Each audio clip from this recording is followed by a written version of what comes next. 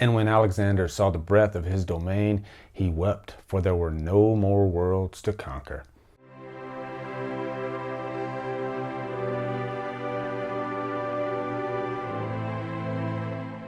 Die Hard stars Bruce Willis, Alan Rickman, and is directed by John McTiernan. So guys, it has been a really sad week. A few days ago, David Bowie died at the age of 69, and today Alan Rickman also died at the age of 69. So in honor of Rickman's death, I wanted to make a special review for Die Hard. This is a movie that I wanted to eventually review down the line, but in honor of Alan Rickman, I just wanted to pay respect to him. And what better than to reminisce about one of the greatest villains of all time, really. And I'm not just saying that because he passed. If he was still alive, I would still say that. Hans Gruber is one of the greatest villains ever, maybe next to Darth Vader. Also, Die Hard is easily one of the greatest action films of all time. And a big reason for that, aside from the character John McClane, is the villain, Hans Gruber, because any great hero has to have a great villain. Without a great villain, then your movie completely falls apart. I'm looking at you, Die Hard 5. So as we all know, Die Hard is the story of a cop, John McClane. He is separated from his wife and he is going to LA to visit her. McClane's wife, played by Bonnie Bedelia, works in the Nakatomi Plaza. And while McClane's visiting her, the plaza is taken over by terrorists. And for the duration of this movie, everyday man John McClane is literally fighting for his life and trying to save the workers of the Nakatomi Plaza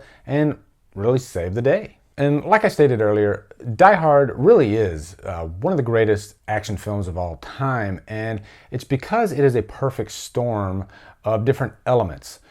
First of all, John McClane. John McClane works so well because at the time, you had Arnold Schwarzenegger and Sylvester Stallone playing these larger-than-life action heroes. These were superheroes, really. I mean, you have Arnold in Commando carrying a log. And then in Rambo, you have this military veteran that is the best of the best. He could kill you just like that. John McClane isn't any of those things. He is an everyday man. He's a cop. He's a good cop, but the movie doesn't boast him to be the greatest cop ever. You could literally see this character on the street in New York. And another reason he is so relatable is because he looks like us. He talks like us. He uses profanity. He eats junk food. And most importantly, he is not perfect. Throughout most of this movie, he makes mistakes, constant mistakes. And somehow he's able to save the day. Because really, he is smart enough, he is cocky enough, and he has the willpower to persevere. Another reason Die Hard works so well is because of the characters. Really, there are no throwaway characters in this. Most of the time when you have a villain, you have his toadies that are expendable. Not in Die Hard. Every character behind Hans Gruber is just as important. You have the nerdy computer guy, but every scene that he is in, he has a purpose. Without him, you cannot break into the vault. And he has this witty banter along the way. And then you have Hans Gruber's number 2, Carl, who is kind of the leader of the worker bees, if you will. And there's such a great scene in there between John McClane and him, and they are fighting. And McClane just has some really funny lines in that where he's like, I'm gonna cook you and then I'm gonna eat you. And again, it feels like watching a regular guy in a fight. Yeah, he knows how to handle himself, but he is not Rambo. He is not John Matrix from Commando. And finally, I have to talk about Hans Gruber. Wow, you cannot do a better job at making a villain like Hans Gruber. Really, Gruber is the template of how to properly create a villain. So many directors have copied his formula ever since Die Hard came out. He was extremely intelligent, but he was very dangerous. When Mr. Nakatomi would not give him the code, Gruber killed him right there on the spot. He does not waste time. He wants to achieve his mission, and he will kill anybody that really gets in his way. And he's also great because he's charismatic. I love the scene where John McClane and Hans Gruber run into each other, and Gruber completely changes characters. He becomes an American. And I love that back and forth between him and McClane in that scene.